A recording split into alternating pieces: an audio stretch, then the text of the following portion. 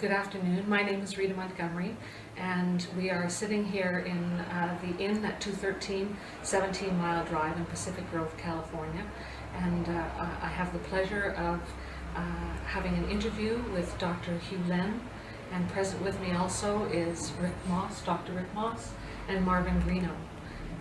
We have some questions. I have some questions of Dr. Hew Len. Please tell me, how do I pronounce your first name? Is it Heliakala? Is that right? It's E-A-L-E-A-K-A-L-A.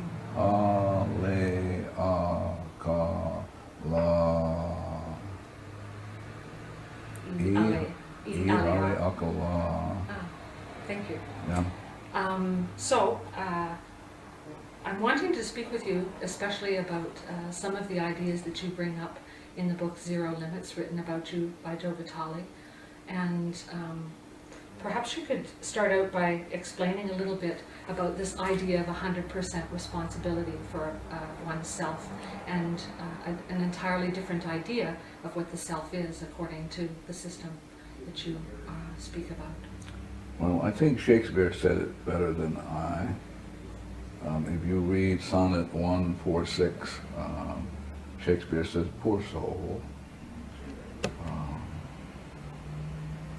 And so Shakespeare is saying the basic idea is that there are tragedies in our lives because we don't take a look at where the origin of the problem is, and it's always in self. So the tragedy being in life is that we're clueless and we repeat the same thing over and over and over again.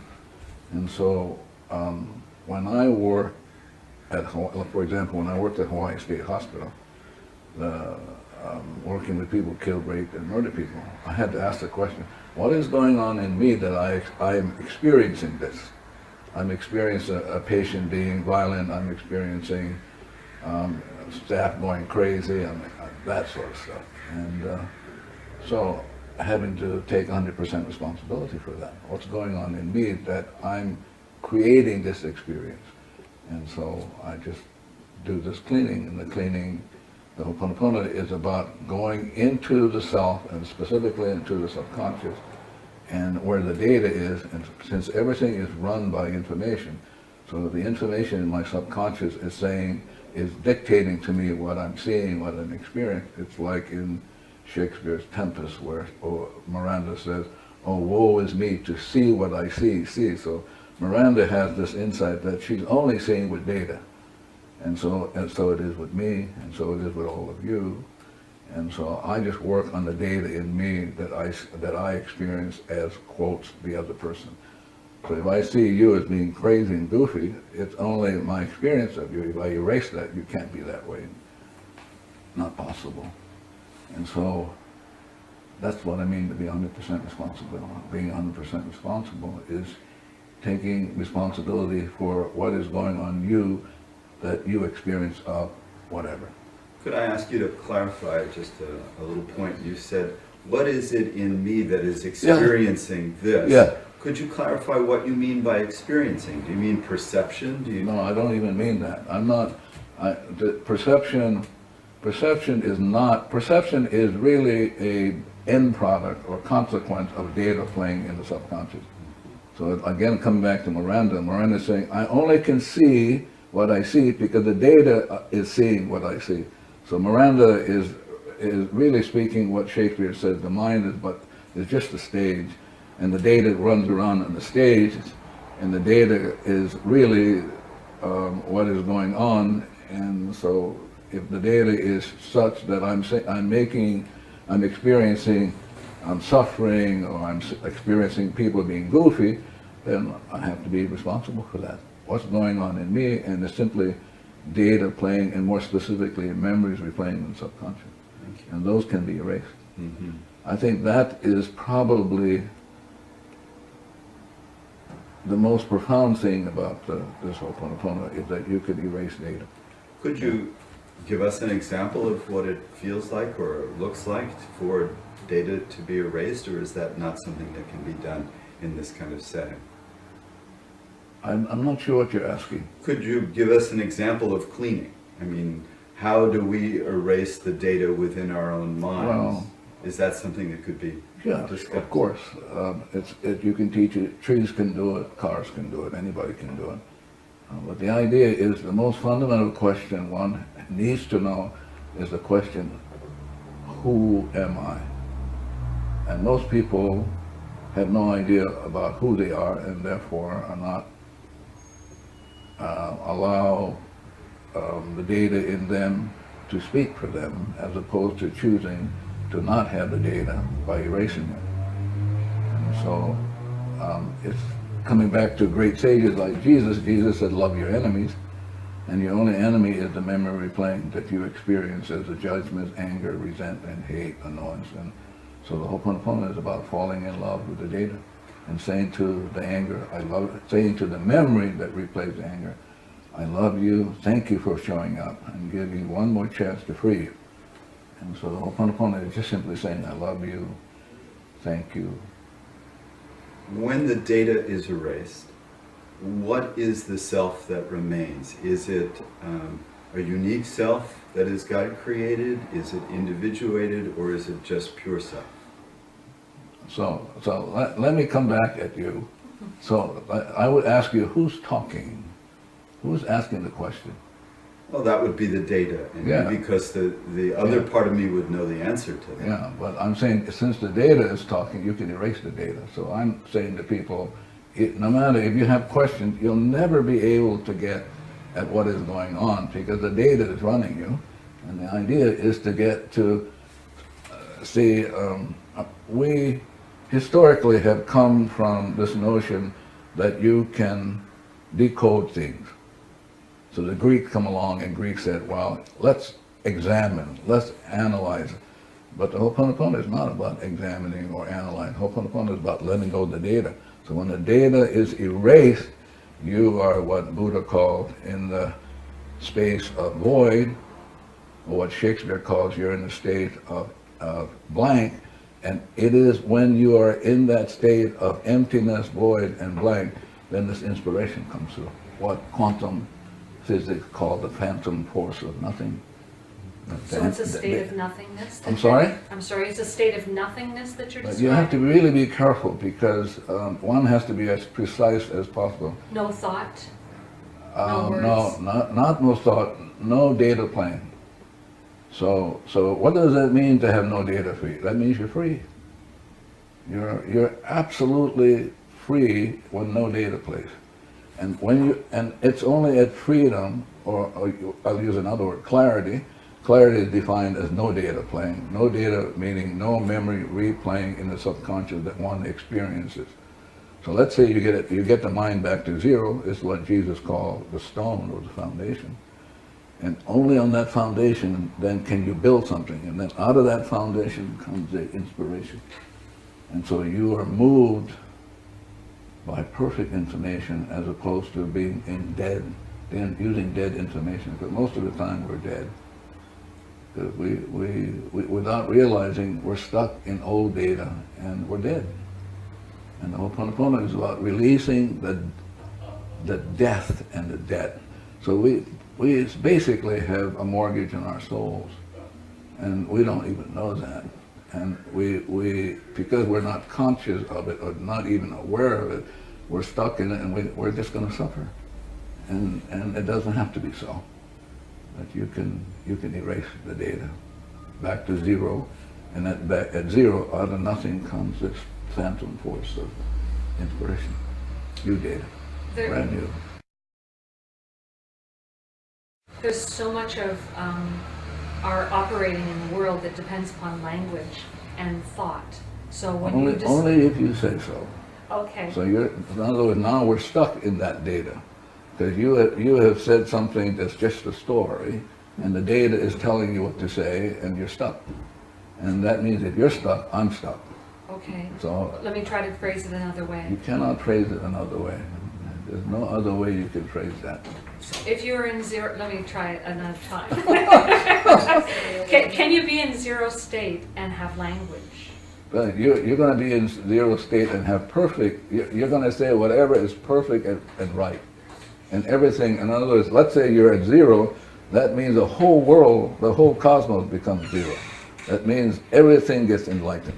So he gets enlightened, the chair gets enlightened. But they don't get enlightened from me. They get enlightened directly from the source. And so then the language is perfect. And it's a language in which you're not even aware. It's what the artists call inspiration. Like all of a sudden, Van Gogh or these great artists just do it. Well, how did you do it? I don't know. I just did it. Yeah. That's the language of love and art. Truth, beauty beyond comprehension. Yeah. If one takes responsibility for everything and everyone, Everything that's going on in that person, yes.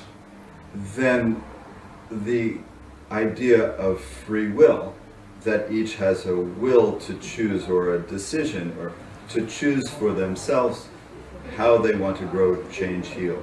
Yeah. That would not be a point that you would recognize, is that correct? Well, it depends on, again, we have to be really precise, so I'm going to come back and ask you.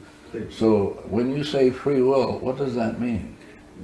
To me, it means the right to choose against what is natural, the right to hold on to one's programming, the right to separate oneself in one mind from source. See, what happens is that at any given moment, 11 million bits of information is playing, for which you are unconscious of. Yes. So it's driving you. So you don't have free will, but you have choice. The choice is, like Shakespeare is saying, to be or not to be free of the data. You have that choice, but the data is going to run you. The only question is, what data is going to run you? Is it going to be inspiration, or is it going to be memory, which is dead stuff? Mm-hmm. So that's the choice, but one doesn't have free will. Can I approach the Yeah. question differently, because it's not. Yeah. Let's talk about the people at Hawaii State Hospital. Yeah. By changing yourself, you changed them because they are part of yourself. Is the language correct? Well, I think what happens is like with you. Before I came here, I got the address, so I did the cleaning on the address. I did the cleaning on this camera and on your camera, because I don't know what he took before, and that will interfere with what's going on now.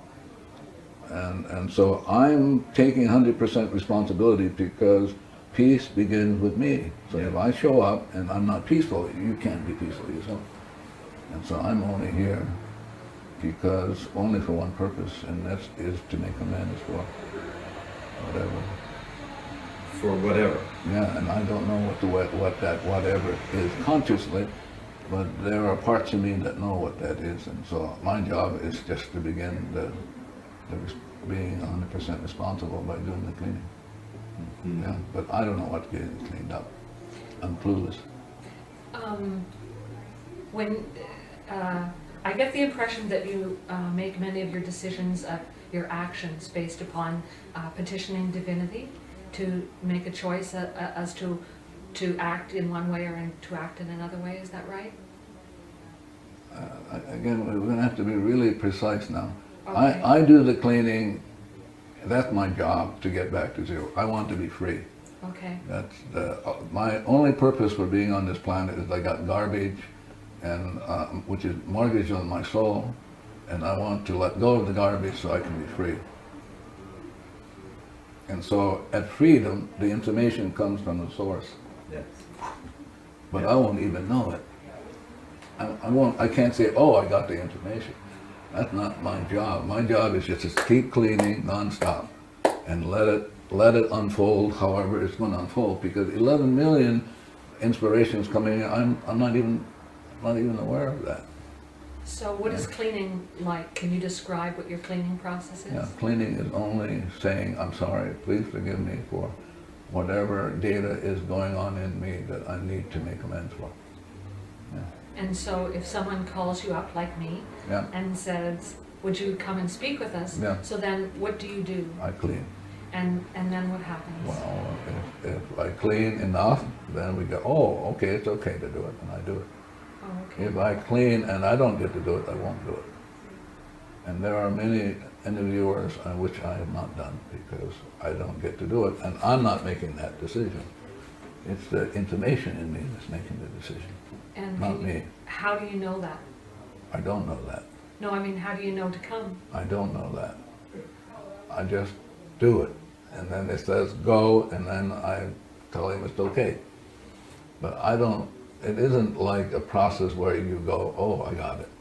It's something that has to be worked on and cleaned on, and then like a rose, it just begins to unfold, and at some point, because I've been doing this for, I don't know, almost 3 decades, I have it. Sorry. Can I ask a question please, to that yeah. point? Do you believe it's possible, some people believe they can ask a question and get a yes or no answer. There's psychokinesiology, there's the use of pendulums, things of that nature that allow one to perceive that they're receiving an answer. Do you believe that that's possible? Well, but I want to come back at you again. Please. For me, the reason I'm here is only for the purpose of cleaning. Okay, I'm clear about that. And so, the purpose of the cleaning is to free up the data. So I don't know exactly what you're talking about. If I were to use a pendulum, I would make sure that I would be data free, and then I would ask. Yeah. But the pendulum, if you're not at zero, you'll get funny answers. Yeah. Based upon your own scripts and your ideas. I like that, but I would be more precise, based on memories, data in a computer bank. Yeah. Yeah. And so how would you suggest that people begin the enterprise of cleaning? I don't even do that. I just do the cleaning myself, and if people want to learn it, they show up. Yeah, like you. Here Yeah. we are. Yeah. So, Well, for example, in years ago, I had somebody say to me, "Convince me that I should take this class," and I said to him, "We don't do any marketing. I don't do any of that sort of stuff. I mean, it's a decision, a choice that you have to make on your own. I'm not here to make any money. God, if I was here to make money, I'm in the wrong business." Yeah. I've been doing marketing for you up and down the coast. I see. Just because I knew it was such a wonderful opportunity Yeah. for people to meet you. Yeah. I'm still trying to wrap my mind around what the cleaning process is like on an experiential level. Well, again, you have data. Data I may experience the data as I don't like you. Okay, let's say that data says in my mind I'm going, oh my God, and I have to put up with this bullshit stuff. Right. Blah, blah, and I go, oh, I get to clean with that. Right. What's going on in me? Right. And I didn't know I had it. Right. So I can say to that data in me, I love you. Thank you for giving me one more chance to let you go so that I can be free. Right. So the Ho'oponopono is about saying, I'm sorry, please forgive me. And then the I'm sorry, please forgive me can be said in a different way. I love you, thank you, blueberries, M&M's, the whole kit and caboodle. Yeah. But the notion is that it's my responsibility, totally. So it has nothing to do with you. Right. Yeah. And so you're talking to not the person, but to I'm talking to myself. Yourself. Yeah. Specifically, I'm talking to this inner child in me who is suffering because I'm holding on.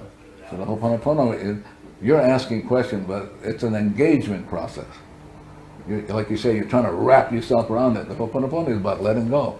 Right. It's just let go, boom, the data goes, and all of a sudden you get inspiration to do something it never came out for you to do. Right. Yeah.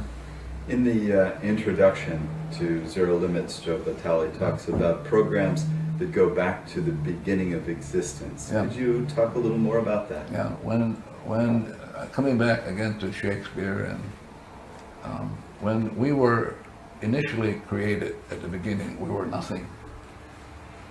Blank, no data, perfect in every way. Didn't have to think, didn't have to make money, didn't have to do any of this sort of stuff. So no data playing. And then out of that no data, which is what Buddha called void, up comes this, what Buddha called enlightenment, which is the source of the light. And then that source of the light decided, and I don't know why and how come, and I'm not interested, decided to create each one of us, and created each one of us infinitely zero. So that's how we began. And so what does it mean to be infinitely zero? It means we experience heaven on earth, nirvana, art, beauty, love, until something came along, and it brought darkness. Yeah. Yeah. Are you in that state of bliss, nirvana? If I was in that state, I would not be here sitting with you guys. I'm here because I have stuff to let go. But clearly you've had a considerable degree of success based upon your having emptied a psychiatric hospital. I don't know what that means, success. Assisted in a healing for people. No, I didn't assist. I only took care of me. I'm responsible. I wasn't interested in them. They just came along in my life and said, hello, you got stuff you should let go. I said, oh, okay. So I didn't do it for them. They're just mirrors then to yourself? More importantly, more specifically, more precisely, that we had shared memories. Ah. Yeah. Yeah. So this notion about healing people is bullshit stuff. I didn't do that. I'm only here to clean up what was going on in me that kept him goofy, that kept him stuck in the hospital. That's what I came. I came along to do that, to do it on me, not them. And if they benefit, okay, but that wasn't my orientation. That wasn't my focus. My focus was to be free. Hmm. Yeah. So anyone who comes in front of you in any way, Or before. you Yeah, have relationship with that person You on have some level. shared data. And do you feel a sense of compassion towards the people that you... You're funny. What does that mean, compassion? A heartfelt connection? You want me to be deadly honest with you? Yes, please. It's bullshit stuff. It's like when you're free at zero, you have nothing. You're free. You're not even in love. You're not having any of this stuff you hear, the garbage that you hear. You're nothing. That's what Jesus said. Jesus said, listen, seek ye first the kingdom, which is nothingness, and you shall see God. That's what I'm interested. I'm interested in seeing the God in you guys. Okay. I'm not interested in. So if I see the God in you, then I'm okay. I'm fine. See, it's the data. If I can let go of the data, which is the mortgage on my soul, I get back to zero. Then I'm going to see what Jesus said. I'm going to see God. And nothing but. Yeah, nothing but. And because you guys were already perfect, it was the imperfection with the data in me, not in you. So this notion about saving or clearing out the hospital is funny. The whole universe laughs. That universe is not interested in saving anybody. The universe is interested in one being 100% responsible. Then the universe will sing, hallelujah. But did that event happen then? That was I'm sorry? The event that's described in the book about you working in the psychiatric hospital. What about it? Did it happen? What happened? Did it so happen that you did cleaning on yourself and that those people were healed and moved on? Let me be really more precise. It's very important to be precise. When I showed up at the hospital, it isn't a job I wanted to do. Right. But I had a friend there who said, we need some help. And I said, well, I can do it. Just give me the names of the people. I can do it from wherever. I don't have to be there. Well, we can't do it because it's confidential. So I said, okay. And maybe after a year or two, I finally relinquished and went. And so when I showed up, all the seclusion rooms were used. And there were people, several people daily in restraint, physical, that sort of restraint. There was really verbal and physical violence in the ward. So I just did my cleaning. What was going on in me that I'm experiencing? Like the toilets flushing with nobody on them, the shower turning on with nobody, you know. And so I just began the cleaning, and months later, without making an effort, the seclusion rooms went. Nobody ended up in the seclusion rooms. The violence stopped. Whereas it would take several years, the turnaround time for people to go home, they were going home. Maybe after I was there about 4 years. Maybe the turnaround time was 3 or 4 months. And so it's essentially, that's what I did, just work on myself. Yeah. So, whereas they didn't have any kind of work program, we started doing things like making cookies. Started out, that was a wonderful project. Can you imagine? So, supposedly all these crazy people making cookies, yeah? But making cookies, polishing shoes, washing cars, things that nobody ever thought of doing. And I didn't plan it, it just did it. I didn't go, well, let's see whether we can do something, make new jobs. It didn't happen that way. So what? I'm sorry. And then no one could leave this unit without a physician's signature. But maybe, I don't know, a year or two down the road, we were able to have a jogging program, tennis program. Yeah. But I didn't do anything. I just was clean on myself and just kind of watch and then be awed by what God can do. Huh? Oh, wow, I should do more cleaning, huh? Instead of being annoyed and irritable. Yeah. Certain people would end up certain staff would come on the ward and the ward would go crazy. I would notice that, so I would clean with that, as opposed to, I notice when Mrs. What's-Her-Name comes, everybody goes crazy. Oh, what's going on in me when Mrs. What's-Her-Name shows up? And so I worked on that. Yeah. And does this go to past lives, or do you not deal with past lives? I don't deal with that sort of. I just deal with memories. What's going on in me that I'm experiencing this? Yeah. Now there may be those things that'll come up, but I'm more interested in just targeting what's going on in me data-wise that I'm experiencing you.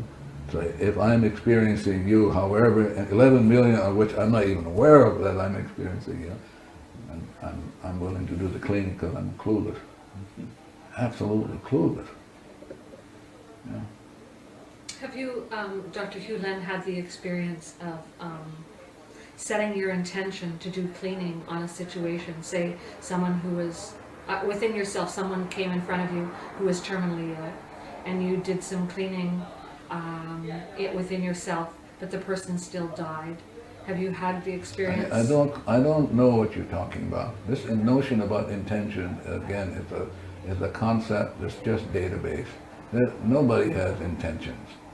This notion, I mean, the people who make a lot of money don't intend to make a lot of money. They just do because there's some data in them that creates it.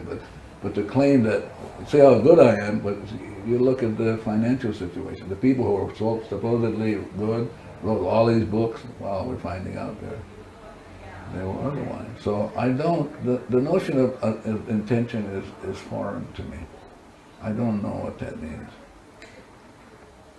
Okay, maybe I'll use a different word then. Have you been in a circumstance? All the time. Where someone makes a... All the time. And so... All the time. I just came back from Japan, I had this woman come up to me, and little lady, and beautiful lady. She said, I had been diagnosed as having terminal cancer. I'm going to be dead in 3 months. And so I just did a cleaning. She came up, she looked at me, she hugged me. As I hugged her, I did the cleaning. But listen, I'm not God. Sure. But I mean, I'm not God. I'm not here to save anybody. That's the divinity's job, not mine. Mm-hmm. My job is to say, I'm sorry, please forgive me. Mm-hmm. I'm not here to act as God to say, well, if I clean, I can save you.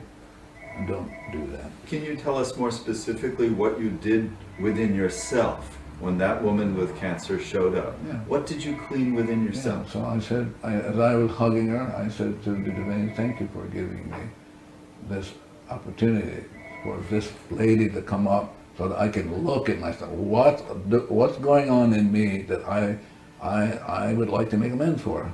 And so I said to the divinity, I'm sorry for whatever's going on in me, and there are specific cleaning tools I use that are unique to me. But basically, I'm asking divinity, I'm sorry, please forgive me for whatever's going on in me, that this woman should show up in my life, experiencing her saying to me, I've been diagnosed. Now, one of the things I had to work on, because I just had to work on this whole judgment about somebody saying that somebody's going to die in 3 months. Mm-hmm. I had to work on that one. Yes. And again, people can't help. If a doctor says you only got 3 months to live, he can't help it. That's the data in him. So now the question is, at some point, who's going to start deleting the data? But it's so easy. Can we delete all the data? I'm sorry? Can we delete all the data? That's the divinity's job, not mine. My job is to appeal, divinity's job is to erase, so I can't say to divinity. Like, occasionally I say, come on, hurry up, hurry up.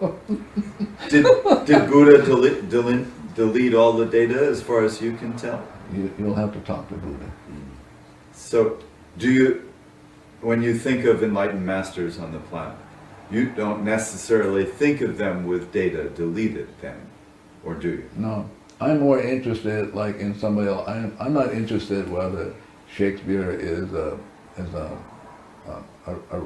risen master. I'm more interested in some insights that I could use to get some of these ideas across. For example, Shakespeare's, I think the notion that poor soul, how did that, poor soul, these rebel powers that be arrayed. So Shakespeare's already said, hello, the sin, or the error is in the soul. So I go, oh, yeah, that's sure.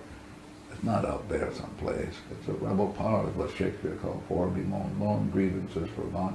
It's played before, it's going to play again. The tragedy is we don't know that.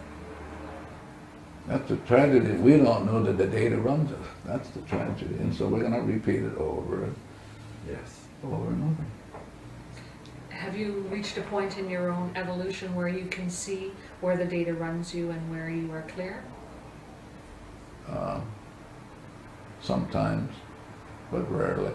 I'm more interested in keeping the cleaning going nonstop. I don't go that route.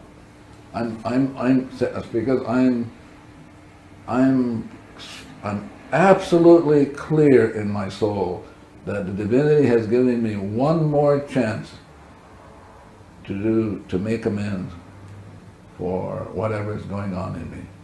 So I'm clear that my only purpose for existence is to free myself, so I can be free and once more be in line with the light and be an enlightened soul. Yeah.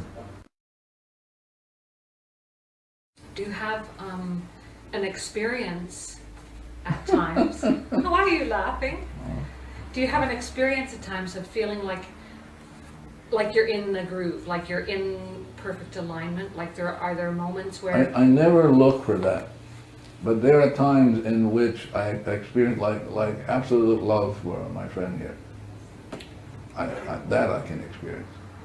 I have children and grandchildren of which I do the cleaning because I want to make sure that I'm not attached to them in any way so that they can get the information directly from the divinity, not from me.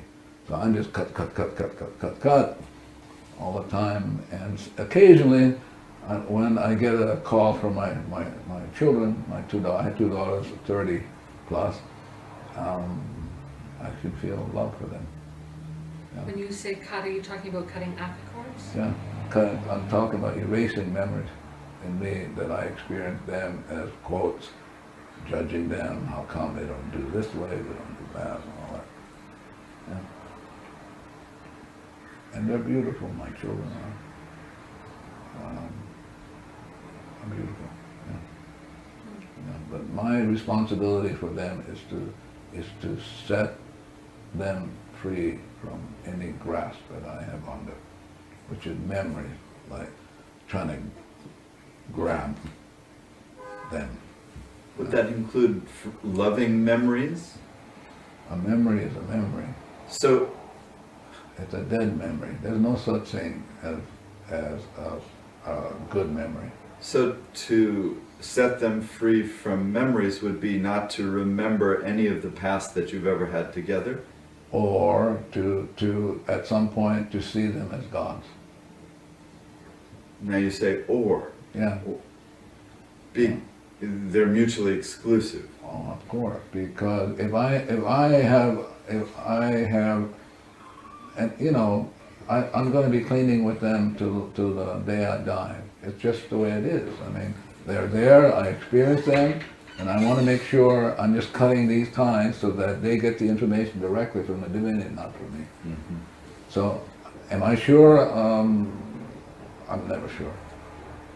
I don't know that well. I just keep cleaning and cleaning.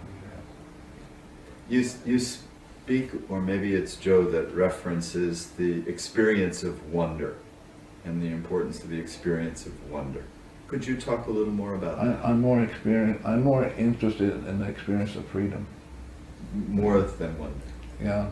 It's interesting because that question brings up, there was a chap, they call himself chap, Yes. in Australia, who I gave a lecture, and he kept saying, now wait a minute, you mean you don't want us to be curious? That's his comeback. I said, well, to be at zero, you can be in awe, but if you want to take curiosity instead of awe, be my guest. Yeah. It's hard to put things down only because I'm never certain if I'm inspired or not, and Yes. and to be very honest, I don't care. I'm just doing the cleaning, just non-stop. Yeah. So I don't have any intentions to. For example, people will call me. I used to do these things. I don't do anymore. There's a young man in Hawaii who he's having a very difficult quote. His mother is saying he's having a difficult time. People don't like him. He's not doing well at school, and so as I'm reading the email, I'm doing the cleaning. What's going on in me? This is showing up. And then she asked how to help him, and I had to remind her, you're not helping him. It's only about you. What's going on in you that you're experiencing that way? And Do you take individual clients? I used to, maybe 20 years ago, but I don't do that anymore. Yeah. Better that they should learn how to do it on their own, huh? Put us out of business so we can be vacationing here in Monterey instead of trading around the world. Yeah. I'm curious, what in you is creating your commitment to such a rigorous teaching schedule? Somebody asked me that, but they asked me in a different way. This is the way they asked me. They asked me, how did you come around to doing this? And I said, I don't know. Life is a mystery, and I just happen to be here in this moment, and there are all the forces, and I have no idea how these forces brought me here. But I'm clear though, I'm here to clean, which you chair the board. This guy, the camera, that thing is going to get on the internet. gonna get on shows, and the shows are all generated by oil. You know that, right? You have a cell phone? Yes. You know what the source, the power of that cell phone is? Oil. Without the oil, that you guys wouldn't have any. Couldn't generate a cell phone message. It all goes back. So I'm cleaning with that. The rape of Mother Earth. I know. We're raping Mother Earth, but we can't help it. So I have to remind myself, nobody can help it. Everybody's stuck in programs, and so somebody's got to get to the cleaning, and I'm willing to do it. Marvin's willing to do it. More and more people around the world are willing to do it. You have, I guess the answer I was looking to that last question is, I had in mind the possibility that you had the hope that many people would be doing this work, and that we might change if nobody showed up, I would do it anyway. But would it not be your hope? Or maybe you don't hope? That there would be don't you a think movement? Don't you think it's a form of manipulation? I've thought that. Well, I can erase that then. if you're not, I can work on that. I want to get to zero, so that the people who are divinely correct to come will come. Right. That's mine. I'm not here to promote anything. I'm not. At least I'm not intending to do it. I'm not conscious I'm doing it. I may be, but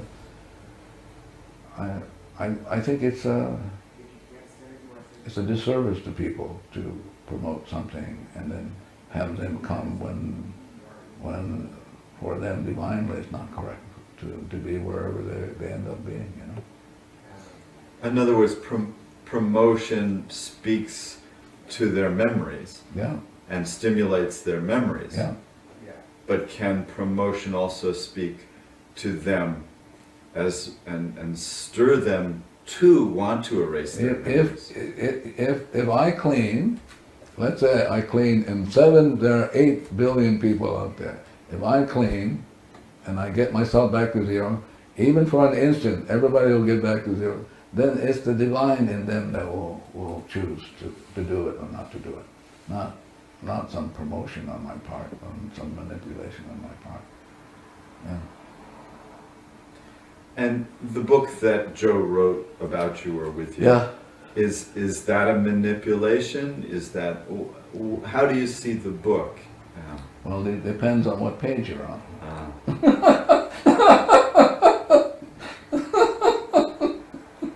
Yeah, depends on what page you're on. Depends Overall, on what, how do you feel about the book?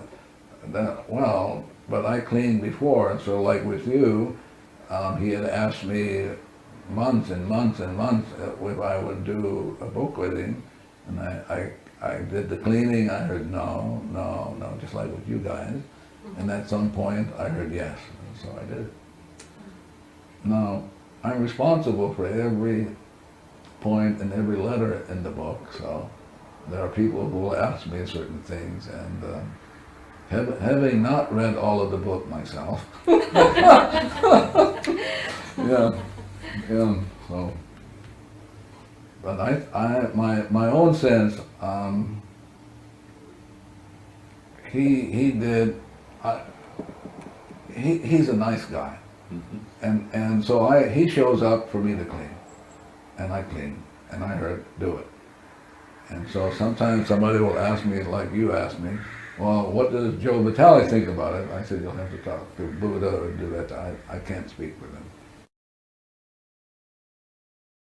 If we have a subconscious, Yeah. then that's where memories are stored, and Yeah. some people say it's the physical body that is the subconscious. Yeah.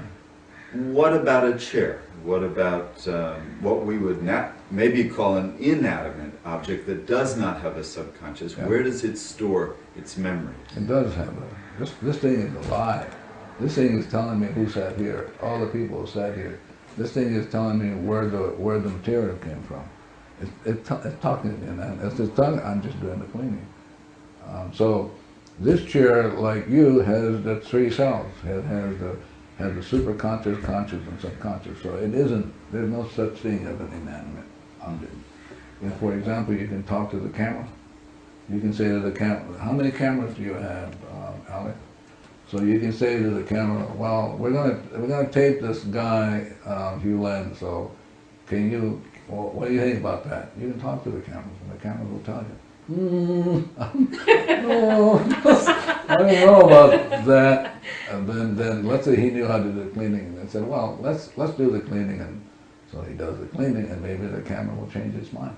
So when photographers say the camera loves you, they're speaking more than they know. Absolutely. Absolutely.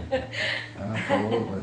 Even I had to show you how goofy this thing can be, I had a friend of mine who married a guy who wasn't doing very well in the construction business, and then when like 40,000 he made, and then maybe 3 years later after she married him, he made 3 million.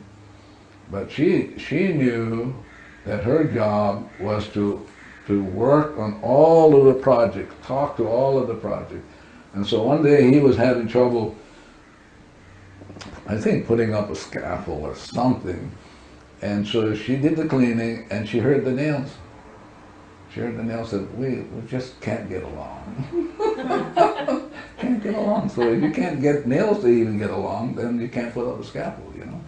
The scaffold won't work. So the idea is you have to be able to talk to everything. Get them ready, like little children. You have to say, okay, here we're starting a new project. Here's the address. Here, and then you begin the cleaning right away, and then the right subcontractors will show up. I mean, and the right banking will show up. The right whatever. But everything is alike. Yeah, okay. So everything has the three selves. Yeah. I've seen the kind of process happen that you're describing, where everything just drops into alignment with a plan. But how is it? Would you encourage everyone to learn to have the facility that you have of talking to furniture and talking to a plan and talking to all the forces that go into making something work? Whoever shows up over the weekend and at this lecture, I'm going to talk about that. Yeah, but I'm not going to yell at the rest of the world. Say, come on, I have something I'm going to tell you about this. You could really use. That's an imposition. Yeah, yeah, it's an imposition. It's not a gift. It's an imposition. Yeah. Yeah. My job is to do my cleaning, and then if I do my cleaning, get back to zero, everybody will get back to zero. That's the only purpose I'm here. And then people show up because they would like to. However they've heard it and they would like to know more, I'm willing to do that. Because if I can get more people to clean, then I'm going to have more enlightenment, huh? Great. As opposed to my light bulb going, My children say, Dad, your light's out. Say, thank you. Are there certain activities that you engage in life that help you to get to zero more than others? Yeah, like eating cleaning foods, drinking liquids that are cleaning, having plants in your environment that clean, of course. Yeah. When you are doing cleaning, are you going into an altered state of consciousness? No. You're just doing it from your conscious mind and trusting that. Well, I'm hoping I'm doing it consciously, but I'm hoping I've talked to my subconscious, who is a computer bank. That the subconscious has heard me enough. I've fallen in love with it, and has asked it, please help me with the cleaning. And so I've downloaded every information that I know about the cleaning, and so my subconscious knows it, and it will do the cleaning.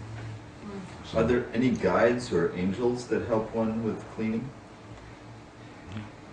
If you eat blueberries, for example, blueberries erase memories and open up angelic kingdoms. Yeah. Could you speak to us a little about angelic kingdoms? What would you like to know? Are there levels to them? Do they interact with humans? I don't know those things. I don't go that route. All I know is one day I was cleaning years ago, and then he said, "Why don't you try blueberries?" I said, "Okay." And I said, "Well, what do you say?" I said, "Well, I could see the angelic kingdom." And then that was it. The discussion ended. I didn't hear whether they were levels, and they were stretched out. I didn't hear any of that. Do you mean like nature spirits when you speak of angels? I don't know what that is. Like people say that there are little people that are guardians of plants and the earth. No, I'm talking about angelic kingdom. Other universes, other dimensions that open up, stretch open. So you eat one blueberry, just stretches, and your mind goes, wow. Yeah, and you may not be conscious of it. That's the 11 million for which you're not conscious. Right. And it's different with blackberries than blueberries. I don't know about blackberries. I know blueberries. I know strawberries. Those things. Strawberries, for example, deal with women's hatred for men. Lots there, you know. That's right. I I read remember that. something. I forgot all about that. Why don't you tell us a little bit about women's hatred for men? Well, I'm going to go back to a story, and the story is probably, they have similar stories across culture. So anyway, this is a Los Angeles story. So divinity said, "Hello, heaven on earth now." You get this experience. You go, Adam goes, "Yeah." Eve goes, "Yeah, wow, incredible." And so divinity then says, "Now you see that tree over there? That's the tree of knowledge. I wouldn't eat that stuff. You see that apple? I wouldn't eat it because you don't need it. You're already perfect." Well, maybe zillions of lifetime, Eve says to Adam, "Come on, we got to eat that because I think he's keeping a secret from us." And then along comes the so-called serpent part of the, yeah. So finally, they eat it. And then Jesus, or not, sorry, I take that back. God comes along and in his long robe, and you can hear him swishing. And then he goes, "There's a difference in vibration in this." And Adam says what? What does Adam say? Adam says, "She made me do it." She made me do it. And that's the story of women. Abused, neglected, Scapegoated. but she made me do it. And so women end up, for example, with menopause, rage. That's rage. That's the kind of stuff that can be prevented, but that's rage. Menopause is rage? Yep. Thought I'd just throw that in, yeah, for good measure. Rage. Prevented by cleaning? Oh yeah, it could be worked on, but you know, it's better to work on it before than wait till towards the end, all of a sudden it's like, You mean the cessation of menses is rage? Or the symptomology that goes with it? it's rage. This You're talking about hot flashes and stuff like yeah, that. it's rage. Symptoms. Yes. the Yeah, symptoms. rage. It isn't, quotes, natural. It's not a natural state. I can't imagine God would create somebody and create you and say, "I'm going to make you suffer." I can't imagine that. So where did it come from? Well, it came from, she made me do it. So we have a lot of ho'oponopono. You got more than a lot. Yeah. So that's women's rage towards men. What about men's rage towards women? Wow, but see now you're moving in a way. The question I would ask if I were a woman, what's going on in me that I can clean this thing up? As opposed to looking outside and say, why did you do that to me? And you should get your act together. Yeah, actually, sorry, Rick. One of the questions that crosses my mind is, why is it that we have that degree of rage towards each other, fellow human beings? But you're speaking data. You're engaged. You're wrapping this up as opposed to you can let it go. I love you. Thank you. Whatever you can. I love you. But we have an addiction. The addiction is so so intense. We grab things. How come? Have you ever read Chekhov, the Russian short story? That's the theme in all of his stories. How come? Why? Why did they cut down that forest? Why are they doing that? Why is it that we can't get along? Why is it that we suffer when if we were friends, everybody would profit from that? Well, the why is it's old data playing, and we're stuck in it.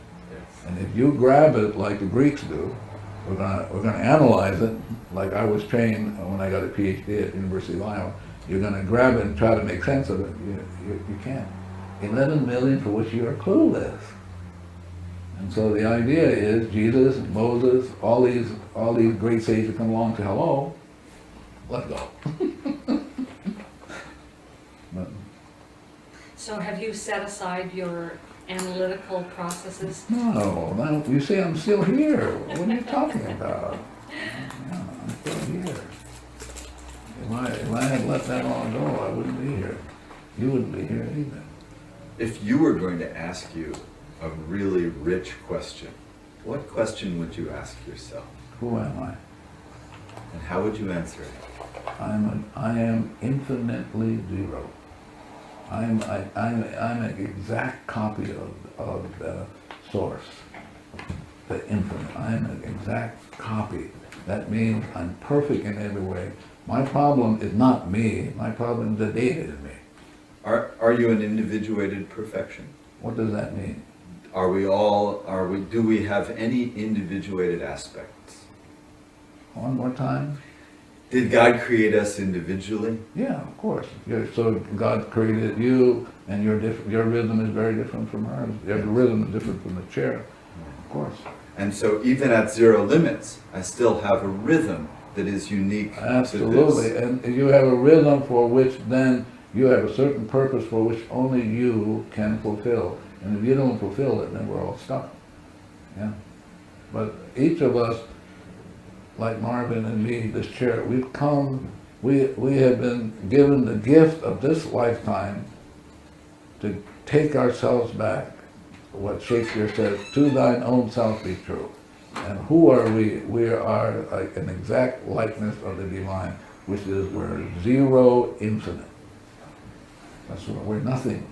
My mother used to say that to me when I used to go surfing and come home late. You're nothing, you're nothing. And now I realize She was right all along. That was a good thing, right? Always listen to your mother. I mean, she was vociferous about that. You're nothing. And finally, I'm 70, and I'm finally going, wow, my mother had that insight, and it took me 70 years to get it. Is this, I know that this is a revised version of Ho'oponopono that you work with, and I'm wondering whether or not the method that existed, and I have a small familiarity with the previous version of Ho'oponopono. Tell me what the previous version is. My understanding of it is that a group of people would get together if there were misunderstandings among them, and there would be a person standing in as a facilitator, and it would depend upon that. More like a guard. Oh, okay. The guard would ensure that a smooth process unfolded so that people would come to some kind of understanding. Yeah. In some workshops that I've taken that have been about Huna and There's no such thing as Huna. oh, there isn't. No. That's made up by some white person. Oh, really? Yeah. Yeah. Go ahead. I'm sorry. Well, I was wondering if in the previous version, the earlier version of Ho'oponopono, before Hawaii was infiltrated by foreigners, Visited by foreigners, Yeah. if you think that perhaps things were different, then Well, if a society evolved that was perhaps more enlightened. listen, if you look at across the culture, across all the cultures that we have in this great village called mankind, you will find only two models, and one model is very rare, And that model is, the model is, you gotta go talk to a guru to get to talk to the divinity, right? Right. This one, you can talk directly. You don't need a guru, you don't need a coach, you don't need a master, you don't need any of those. You don't even need, if I'm angry with him, I don't need him because the anger is in me. Right. So why would I? So the thing I liked about this when I heard about it 20-something years ago was, wow, it's just my own stuff, and I can go directly to divinity who can erase it, you know? Yeah. So the Ho'oponopono that we teach, you're on your own, but you got a good coach called God. Yeah. You can talk directly, and only that force in you can erase.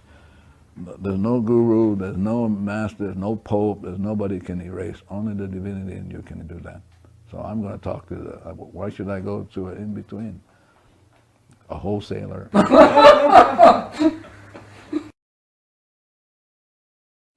You have a whole team of people, do you not, who do the Ho'oponopono work with you? I'm part of a group of people who we have developed over the last 25 or 26 years. Some of them are coordinators, like my friend Marvin here, who does most of the work. He has to listen to all these telephone calls and get these emails, and I'm glad I don't have to. That's not my part. I wasn't created for that thing.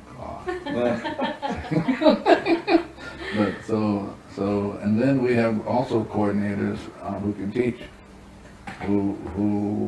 so coordinate teach, and then we have people who teach who don't coordinate, and then we have key people who are key people because of the cleaning that they have been assigned to do, not because of anything else, but they are important people in terms of cleaning. If we can get them involved in the cleaning, we will have an easier result. Yeah, so we have 1, 2, 3, 4 of them. Yeah. So these people are particularly skilled at cleaning? Not that they're skilled, they're the worst people on the planet. Really? They said, okay, let's get the worst people on the planet to do the cleaning. Wow, I think that's wonderful, don't you think so? So we have the biggest troublemakers in the cosmos helping with the cleaning. Yeah, I'm serious. Yeah. So why, you know, Divinity said, why would I? Jesus came and said, why would I fall in love, be in love with somebody that already loves me? I'm going to go look for somebody who hates me. So we got a lot of people who are kind of that category who can clean, because that's what they've come to do. Wow. Yeah. That sounds quite. You suppose she got that? No. I didn't. Can you share that with her? Did you get it? Yeah, go ahead, share that with her. I don't understand. That there are people who so want to clean up themselves and they have so much work to do that their cleaning really transforms the planet because how much they have to clean. Yeah. Yeah. And without their cleaning, we would have, it would take a longer They are big time. vacuum cleaners. Yeah. Mangungas. And they only showed up over the last 30 years. But Marvin is not one of those. He's one of those finite. He has that. I can see that. He has one of those French. He swivels, really. Yeah, he swivels. But he's very good at the swiveling. Yes. That's why I showed up. Mm-hmm. So Marvin, we haven't let you get a word in edgewise here. Would you like to share a little bit about your experience in doing Ho'oponopono? Well, I don't know where to start, but it's something that I'm just very thankful for the divinity to give me as a tool to get back to where I'm supposed to be with God. I'm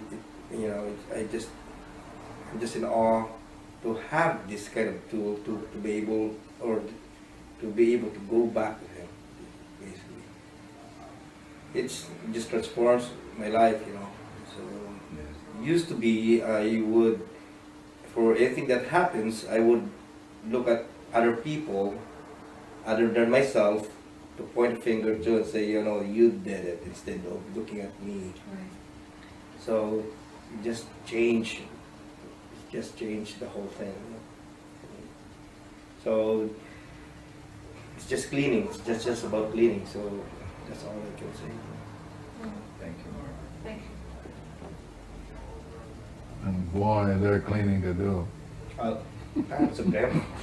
You know, No matter what you do, there's always tons of you them. always you have people who are signing up, who want to know this or that, and you know, I'm glad Marvin got that area covered. So you get to just show up and do the work. Well, but I get to do my part, which is not easy. Yeah. Because what you're dealing with is the addiction for engagement. The addiction for engagement, Yeah. did you say? Yes. Yeah. Like As you in- want to wrap your hands around it. Yeah. You want to get a hold of it. Yeah. And the realization is people cannot help it. Right. So somebody's got to get to the cleaning, and so the idea is that's my responsibility, his responsibility. So one of the things that we say to the staff in the class, hello, do your cleaning, don't be asking any questions at the engagement. If they're willing to do the cleaning, the class usually goes fairly smoothly. So, you know, because they can catch areas for which I'm not even conscious of, you know. They can pick it up in there. And how many people we have this weekend, staff? We have 4, Yeah, including me 5, yeah. and So, then my kids are volunteers. yeah. But it's the cleaning that's going to get us through this weekend, because if we're doing our cleaning, then they will get the information directly from the source, as opposed to getting it from us. Lao Tzu once said that to become knowledgeable is to acquire information constantly, but to become wise is to let go of Yeah. information constantly.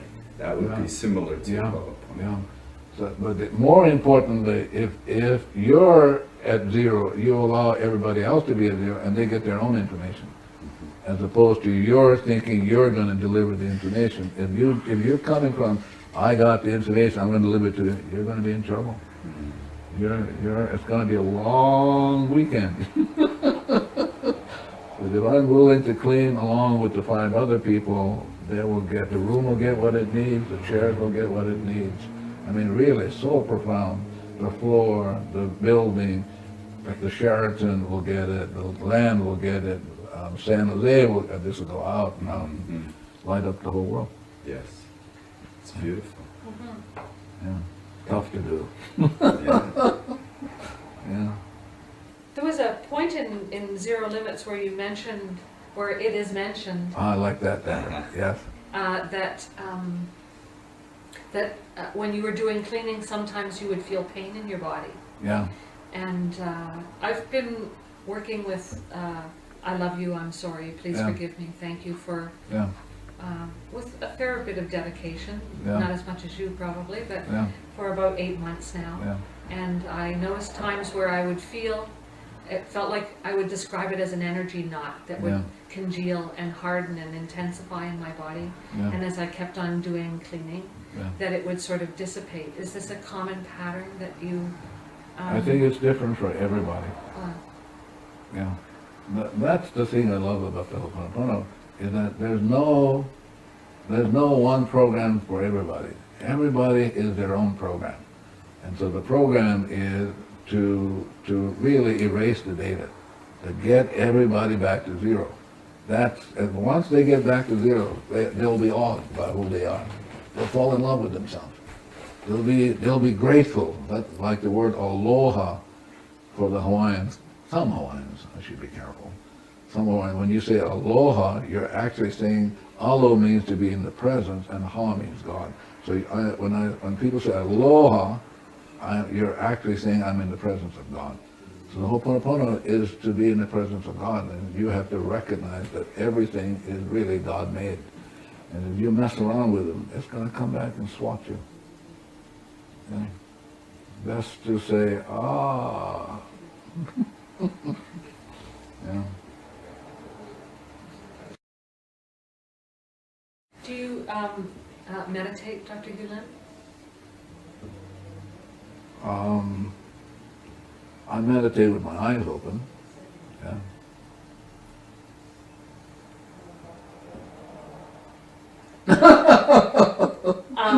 There are times when I do meditate, Yeah. and there are times when you sort of get into a spaciousness sort of state of being, where it feels very peaceful and open and connected.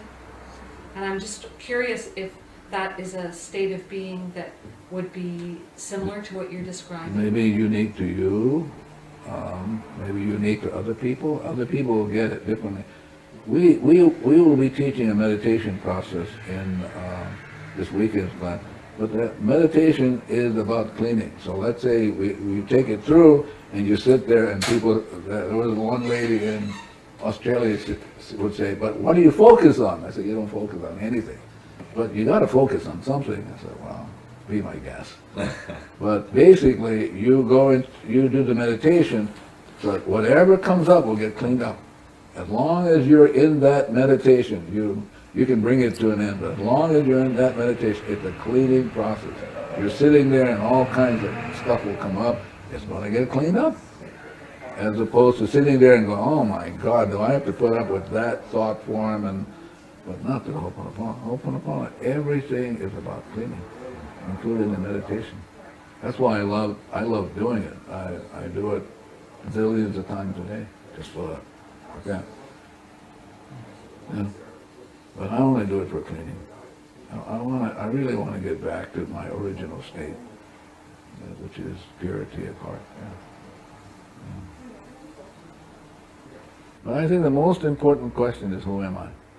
If you have no idea about that, you'll always suffer.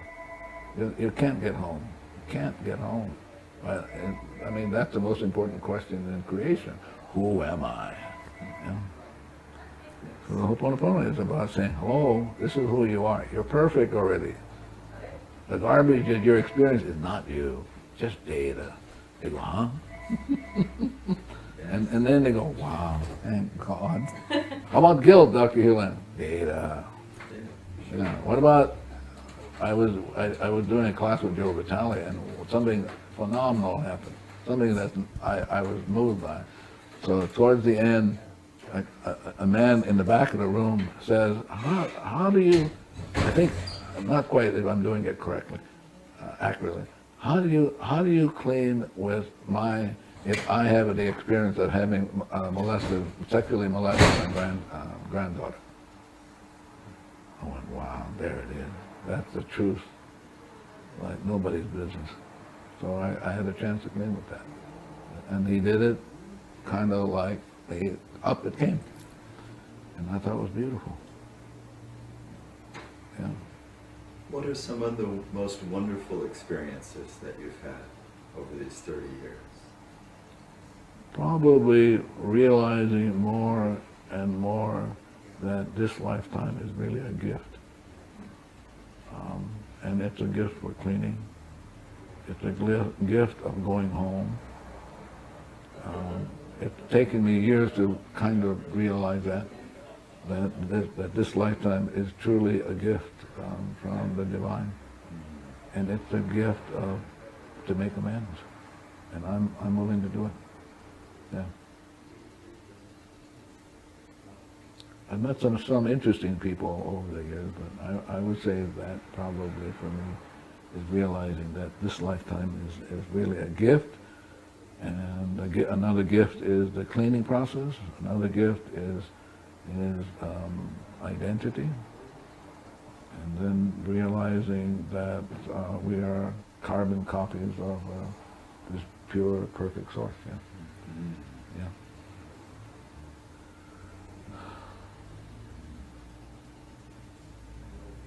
Yes.